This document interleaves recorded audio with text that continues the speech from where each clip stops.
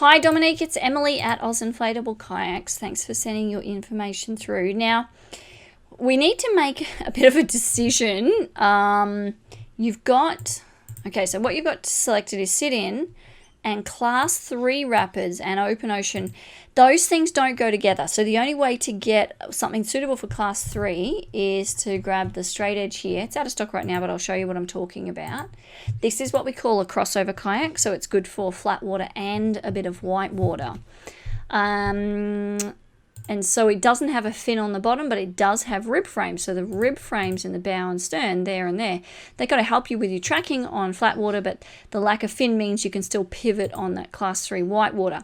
Now this is an open ocean kayak. You could at your weight take it on an expedition. It's got 136 kilogram capacity, but it's not the best for paddling compared to our sit-in kayaks up here, like these ones. Anything sit-in basically of ours goes faster and straighter than the sit-on tops, and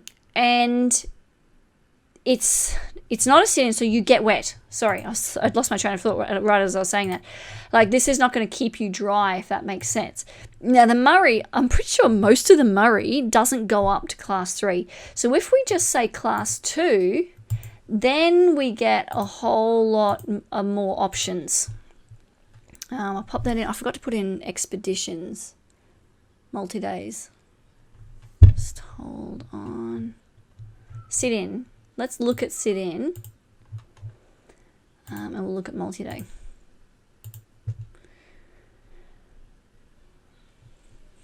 So it's up to you, like it's ultimately your decision, but these are better options.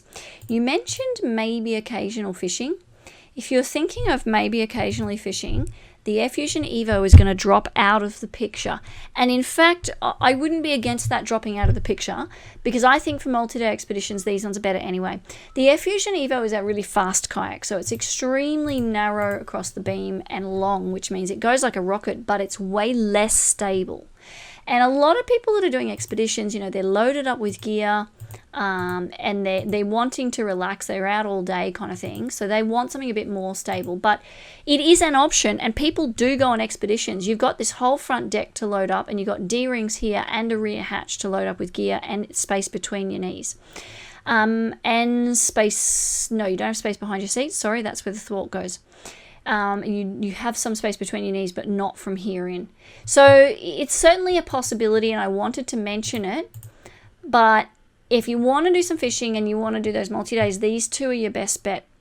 And between these two, it's really a case of pros and cons. Your height and weight, your height and weight were totally fine with either of them.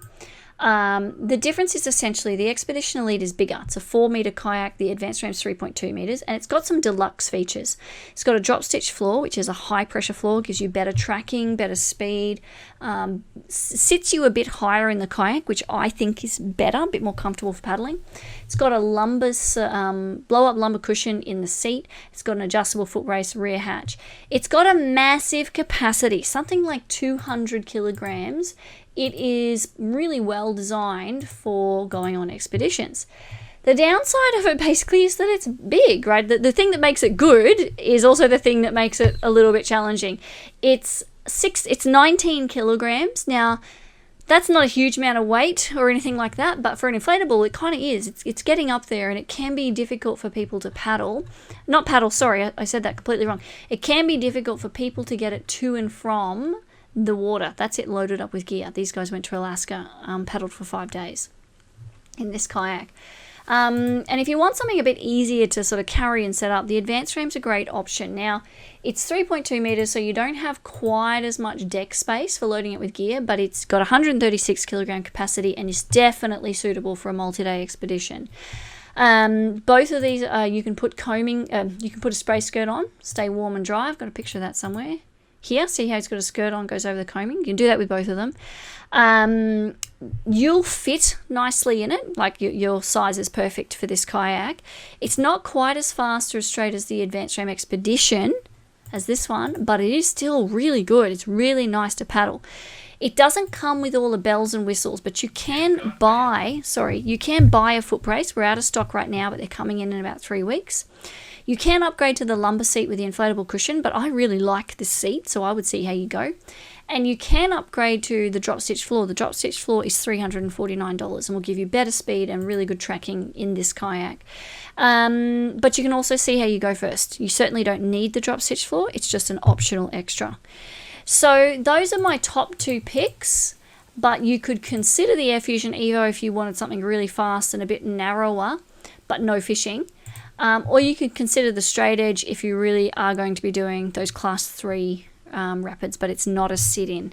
So I hope that kind of explains the pros and cons. Come back to me with any questions. This is Emily at Oz Inflatable Kayaks.